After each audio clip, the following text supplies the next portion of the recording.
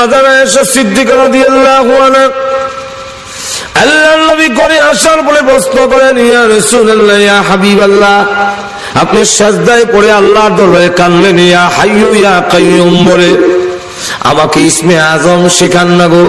আপনি বলেছেন ইসমে আজম পড়ে যদি কেউ দোয়া করে তাহলে ওই দোয়া আল্লাহর দরবারে কবুল হয়ে যায়।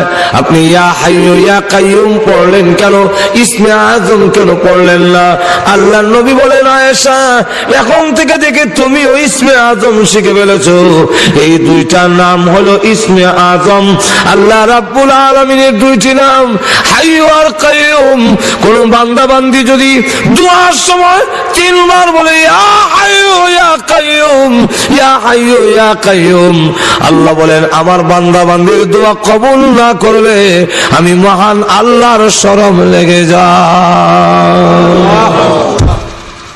তাহলে চিন্তা করেন, ইসমে আজম এমন এক ক্ষমতা, কেউ যদি ইয়া হাইয়ু ইয়া কাইয়ুম এর ভালো করে আমল করতে পারে, পদ্ধতি আছে, উল্টো পাল্টা করেন না, বিপদে পড়বেন। যদি কেউ আমল করতে পারে, এমন ক্ষমতা অর্জন করতে পারে যা জিন্নাতেও পারে না, যা প্লেন দিয়া করা সম্ভব না। আপনি ইসমে আজম যদি আমল করতে পারেন তাহলে হাসিল করতে পারবেন। যেমন সুলাইমান আলাইহিস সালাতু সালাম যখন উযু করতেছেন আর তাকায় দেখে ধুলাবালু উঠতেছে, জিজ্ঞাসা করে ধুলাবালু উঠে কেন, কি ব্যাপার, ধুলাবালু উঠতেছে কেন? তখন ওনাকে সংবাদ দেওয়া হলো রানী বিলকিস কয়েক লক্ষ সোলজার নিয়ে আসতেছে আপনার দরবারে। তখন তিনি কয়েক মাইল দূরে থাকতেই উনি ওনার উপস্থিত যারা আছে সকলকে লক্ষ্য করে বলেন, তোমাদের মধ্যে কে এমন আছো যে রানী বিলকিস আমার দরবারে আসার আগে আগে 7টা কক্ষের ভিতরে তার বিশাল একটা সিংহাসন, সিংহাসনটা লম্বা হলো 80 হাত, আর এই সিংহাসনের প্রস্থ হলো 40 হাত, উঁচা হলো 30 হাত। এত বিশাল সিংহাসনটা সে আসার আগে আগে আমার কাছ থেকে ওই ইয়ামন থেকে সিংহাসন এনে হাজির করতে পারবে এমন কেউ আছো কি? এমনি জিন্নাতের মধ্যে একটা আছে খুব শক্তিশালী, এর নাম ইফরিত। তখন সে বলল, কালা ইফরিতুম মিনাল জিন। সে ডাক দিয়া কয়, আমাকে যদি অনুমতি দেন তাহলে ওই রানী বিলকিস আপনার দরবারে কেন, এতটুকু ভাগ কেন? একটা মানুষ বসার থেকে উঠতে যুদ্ধের সময় লাগে, এর আগে আগে আমি সিংহাসন আপনার দরবারে হাজির করে দেব। সুবহানাল্লাহ। কিন্তু এখানে একজন বুজুর্গ ছিলেন যার নাম আসিফ ইবনে বরখিয়া। এই আসিফ ইবনে বরখিয়া একজন মানুষ, তিনি ইসমে আজম জানতেন, ইসমে আজমের আমল ওনার ছিল। উনি বলেন, ওগো সুলাইমান নবী, জিন্নাতের মধ্যে সবচেয়ে শক্তিশালী যে, সে তো বলছে যে একটা মানুষ বসার থেকে দাঁড়াইতে যুদ্ধের সময় লাগে এর ভিতরে এনে হাজির করবে, আর আপনি যদি আমাকে অনুমতি দেন চৌকে মাটি দিতে যুদ্ধের সময় লাগে এর ভিতরে রানীর বিলকিসের সিংহাসন আপনার দরবারে আমি হাজির করে দেব। তাহলে ইসমে আজম এই আয়াতুল কুরসির মধ্যে আছে। আরো জোরে কন। তাহলে এখন ফজিলত করতে গেলে আজকের দিনে, আজকে আমার সময় শেষ হয়ে যাবে, এই আংশিক কিছু ফজিলত কইলাম। এবার আসুন, এই আয়াতের এত ফজিলত কেন, এই আয়াত এত গুরুত্বপূর্ণ কেন? কেনটার কারণ হইল এই আয়াতের মধ্যে মহান আল্লাহ 10টা কোয়ালিটি, যেই কোয়ালিটি না থাকলে একজন মাবুদ হতে পারে না। মাবুদ এমনি ইচ্ছা করলে হওয়া যায় না। যে কোন লোক যদি কয়ে বলে আমি খোদা, চলবে? ঘুমো তো নিছে না, আর তো কন না, অসুবিধা হইতেছে? অসুবিধা হলো আমার সুবিধা, আমিও শেষ করে নিতাম। অসুবিধা হয়েছে না আপনারা? তাহলে এবার বলেন যে আল্লাহ কি যে কোনো লোকেই খোদা দাবি করলে খোদা হওয়া যাবে? খোদা দাবি করার সাথে সাথে, উপাস্য দাবি করার সাথে সাথে কিছু সিফাত, কিছু কোয়ালিটি, কিছু গুণ তার থাকতে হবে। আল্লাহ যাচ্ছে আটকাই লিব, কারণ খোদা দাবি করলো দাঁড়ায় থাকতে পারলো না। হ্যাঁ, একজন মহিলা মা সেটা, সে দাঁড়ায় কয় তোমাকে আমি খোদা মানতে পারি না। বলে কেন না, আমি খোদা না? বলে না। কেন? তুমি যদি খোদা হবে তো তোমার নাকের সেন্টারটা ঠিক করে বানাইলে না কেন? এমন বম্বাস্টিক মারবা এক নাক কাল লেগে। যে নিজের নাকটারই সাইজ করে বানাইতে পারে না, যে তার নিজের চামড়ার কালারটা আকর্ষণীয় কালার করতে পারে না, সে আরেকজনের উপাস্য হতে আল্লাহু আকবার। আসিয়াও আটকাই নিল। আসিয়া যখন বলে আমি ফেরাউন মানি না, ফেরাউন বুঝানোর পরে ব্যর্থ হইয়া তার শ্বশুর শাশুড়িকে আনছে, আইনা বলে আপনাদের মেয়েকে বোঝাইয়া দেন, সে আমাকে মানে না। তখন মা বাপ কয় আসিয়া ফেরাউনকে মেনে নাও, খুদা মানলে অসুবিধা কি? বনি কিপ্তির মধ্যে ফেরাউন হলো সবচেয়ে সম্মানী ব্যক্তি, সে খোদা হয়েছে। আর তুমি যদি তাকে মেনে নাও, তুমি হইলে কওমে আমালিকার একজন মহিলা, সুতরাং তোমারও তো সম্মান কম হবে না। ফেরাউন যদি খোদা হয়, তুমি তো খোদার বউ খুদি। ঈশ্বরের বউ ঈশ্বরী, ভগবানের বউ ভগবতী, ঠিক কিনা? গড়ের বউ গণেশ, কথা বুঝছেন? তাহলে খুদার বউ খুদি, তুমি অসুবিধা কি? তো আসিয়া তখন ডাক দিয়া মা বাপকে বললো, তফসির মাঝারিতে আনছে। আসিয়া তখন ডাক দিয়া কয় যে আপনাদের দামান এই কথা বলেন, আপনাদের জামাইকে এই কথা বলেন, সে যদি খুদা হয়ে থাকে আমাকে একটা তাজ বানায় দেওয়ার জন্য, একটা মুকুট বানায় দেওয়ার জন্য, যে মুকুটের সামনে থাকবে সূর্য, পিছনে থাকবে চন্দ্র, সাইডে থাকবে তারা, তারাই না লটকাই দিব। তখন আসিয়ার মা বাপ কয় এটা তো সম্ভব না, এটা তো পারতো না। হতে ইরান না পারলে আপনাদের স্বামী, আপনাদের দামান, আপনাদের জামাই খুদা হওয়া সম্ভব? যখন সম্ভব। কিন্তু আল্লাহ রাব্বুল আলামিন নবীদের কাছে যখন গিয়ে বলেছেন এটা হইতে হবে, সেটা হইতে হবে, আল্লাহ করে দেখা দিয়েছেন। যেমন হযরত সালেহ আলাইহিস সালামের সামনে গিয়ে সম্প্রদায়ের লোকেরা বলে আপনার আল্লাহর দাওয়াত দেন না, তো আপনার আল্লাহকে বলুন শক্ত পাথরের ভিতর থেকে 10 মাসের গাভীন একটা উটনি বের করে দেওয়ার জন্য, 10 মাসের গাভীন একটা উটনির ভিতর থেকে না, পাথরের ভিতর থেকে বের করতে হবে। আর শুধু তা না, বের হওয়ার সাথে সাথে এটা বাচ্চা দিয়ে দিতে হবে।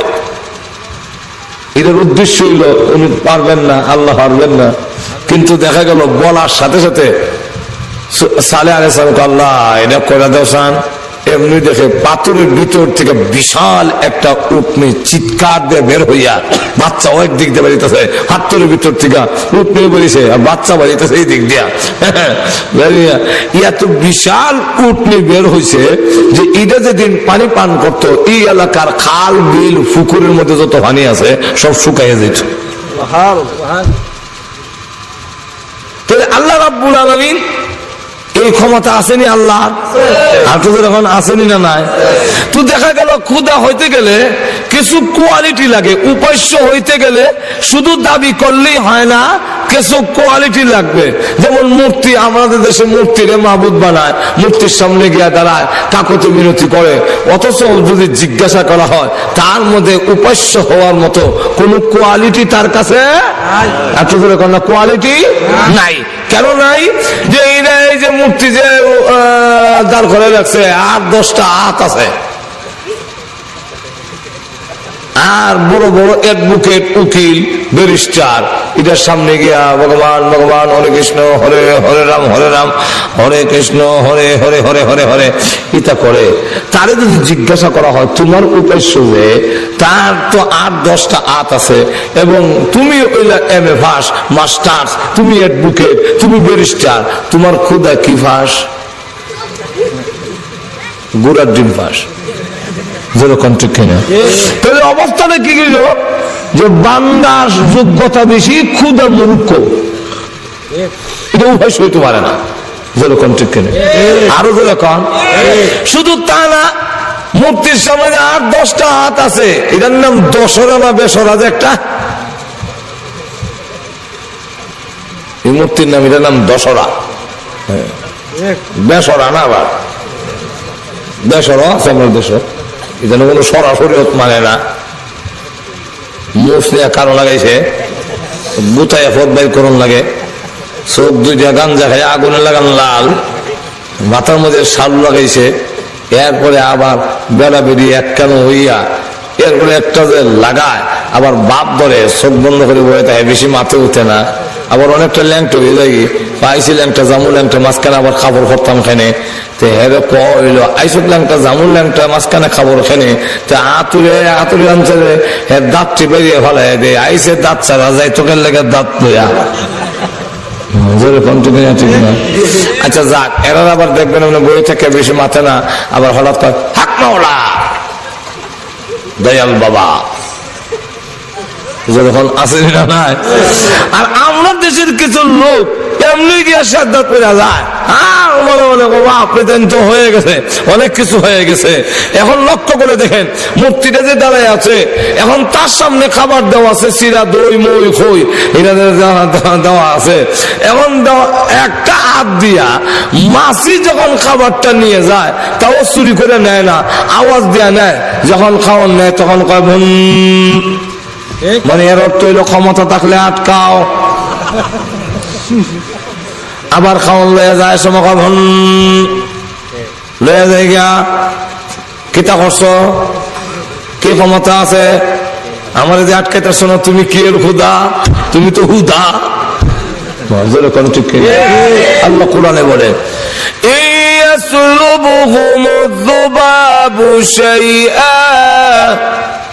لا يستنقذوه منه ضعف الطالب والمطلوب।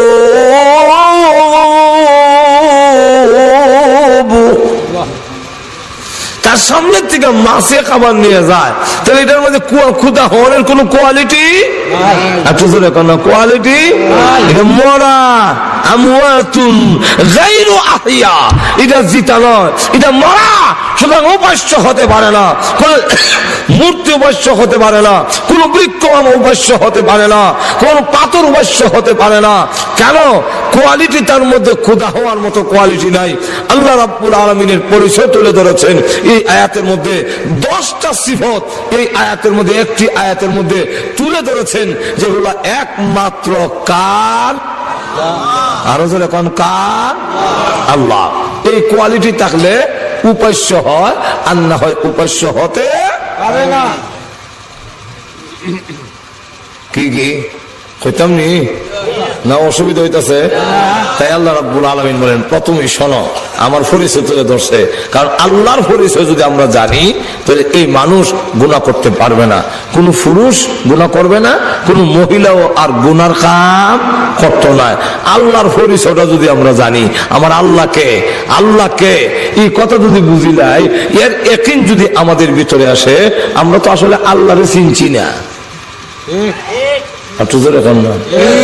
আল্লাহর কি পাওয়ার, আল্লাহর কি ক্ষমতা, এটা আমরা এখনো উপলব্ধি করতে পারিনি। আর এর ফলে উপলব্ধি করতে পারি নাই বলেই আমরা পাপাচার থেকে ফিরতে পারি না। আর যারা নাকি আল্লাহকে চিনতে পেরেছে তারা গুনার কাজে জড়িত হয় না। আল্লামা শিবলি রহমতুল্লাহ আলাই উনি নিজেকে লক্ষ্য করে বলেন, রে শিবলি তুমি গুনার কাম করো না, যদি গুনাহ করতে হয় তাহলে এমন জায়গা করো যেখানে তোমার মহান আল্লাহ দেখেন না।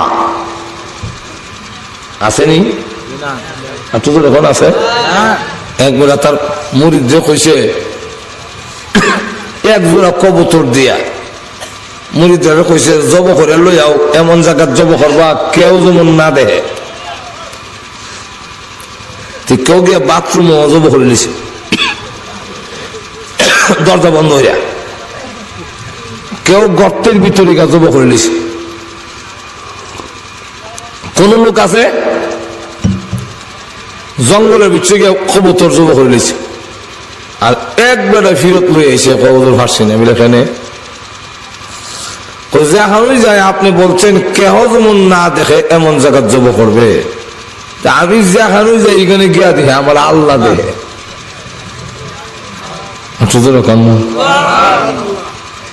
হ্যাঁ এত জব করলো আর এবারে করলো না কেন? আল্লাহ দেখে আমি গলা ফুল লাগে। আমরা বলছেন কেউ যেমন না দেখে। তো আপনি যদি আমার ভিতরে যদি এই কথা আসে যে এমন কোন জায়গা নাই যেখানে আমার আল্লাহ দেখেন না, সুতরাং আল্লাহ দেখায় আমি গুনাহ করব কিভাবে, অপরাধ করব কিভাবে? রব যদি সামনে থাকে, ওই কোন অফিসার ঘুষ খেত না। রব যদি থাকে, কোন দুর্নীতিবাজ দুর্নীতি করবে না। রব যদি সামনে থাকে, তাহলে দেখা যাবে সে অপরাধে লিপ্ত হবে না। যদি ইয়াকিন আর বিশ্বাস আসে যে আমার আল্লাহ, আমার স্রষ্টা, আসমান আর জমিনের মালিক, আহকামুল হাকিমিন, আল্লাহ আমাকে দেখতেছে, সে জিন্দেগি তো কোনো জিনার কাম করতে পারবে না। খাইতে পারবো না ঘুষ? ঘুষ খাইতে পারবো? আল্লাহ দেখতেছে, এর ইয়াকিন আমার আল্লাহ সব জায়গায় আছেন। আল্লাহ বলেন আমি সব জায়গায় আছি, এমন কোন জায়গা নাই যেখানে আমি আল্লাহ নাই। সব জায়গায় আমি হাজির, সব জায়গায় আমি উপস্থিত। এমন কোন জায়গা নাই যেখানে আমার আল্লাহ নাই। ওয়া হুয়া মাআকুম আইনামা কুনতুম, তোমরা যেখানে আমি আল্লাহ সেখানে। এই স্লোগানটা আল্লাহ। যদিও আমরা ইলেকশনের সময় চেয়ারম্যান রে দেই, আর অমুক ভাই যেখানে আমরা আছি সেখানে অমুক ভাই জায়গা ভোট দ্বারে আপনি উঠানো,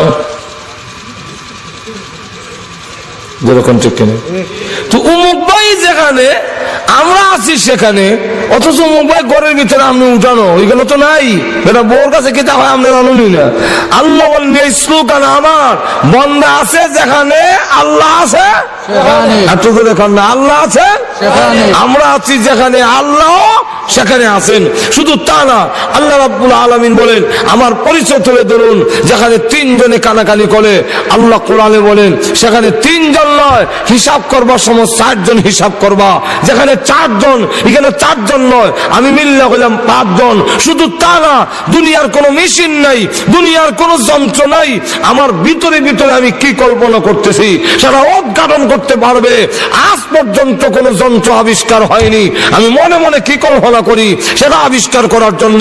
কিন্তু আল্লাহ রাব্বুল আলামিন জানিয়েছেন, ও পৃথিবীর নারী আর পুরুষেরা, তোমরা জেনে রাখো আমি আল্লাহ এমন সত্তা, তোমার ভিতরে ভিতরে কি আছে আমি 24 ঘন্টায় তোমার ভিতরে সকল কিছু জানি। তাহলে আল্লাহর পরিচয় যদি জানে মানুষ, আল্লাহকে, তার ক্ষমতা কি, এই কথাটা যদি ভালো করে উপলব্ধি করতে পারে, না পুরুষে গুনাহ করতে পারবে না নারী গুনাহ করতে পারবে। এক লোক হাদিস শরীফের মধ্যে এসে, তিরমিজির হাদিসে, এক লোক এক মহিলাকে খুব ফুসলে ফাসলে সুযোগ মতে আইসিল টেকার লেগে কর্জা নিত। এমন সময় করছে কিটা, কর্জা নেওয়ার সময় শর্ত লাগাই দিছে দিমু, কারণ হের চরিত্র বালা না। একদিকে হের ডাকায়, 2 নম্বর হলো মদখোর, 3 নম্বর হলো বদমাইশ, হের চরিত্র বালা না। তুই মহিলাটা আবার নেককার, টাকা কর্জার লেগে আইছিল, আবার পরে শর্ত জুড়ে দিছে টাকা দিতে পারি একটা শর্তে, তুমি যদি আমার আকাঙ্ক্ষা পুরা করো। সে দেয়া বসে কুমতলবের প্রস্তাব। মহিলা কয় আমি এই প্রস্তাব গ্রহণ করতে পারি না, কতটা টাকাও দিতাম না। শেষ পর্যন্ত বিপদ হইলে রাজি হইছে। আচ্ছা ঠিক আছে, টাকা দেও, দেখা যায় মনে অমুক জায়গা কতটার সময় আসবে, তার সাথে ওয়াদা দেওয়া।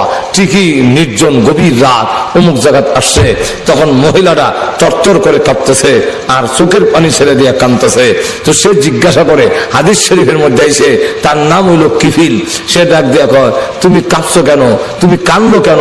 মহিলা কয় আমি জিন্দেগিতে কোনোদিন জিনার মতো অপরাধ করিনি। আমি আজকে অভাবের কারণে তোমার কাছে টাকার জন্য আসছিলাম, তুমি আমার ইজ্জতের উপরে হামলা করবে। আমি আল্লাহর দরবারে কাঁদতেছি, আল্লাহ যেন আমাকে রক্ষা করেন এবং তোমার দিলটা যেন আল্লাহ পরিবর্তন করে দেয়। আমার আল্লাহর তো এমন ক্ষমতা আছে, ইচ্ছা করলে তোমার দিল পরিবর্তন করতে পারে। ও ভাই, এই জঙ্গলের ভিতরে, এই এরিয়ার ভিতরে, এই এলাকার ভিতরে আর কোনো মানুষ না থাকলেও আমার মহান আল্লাহ আছে।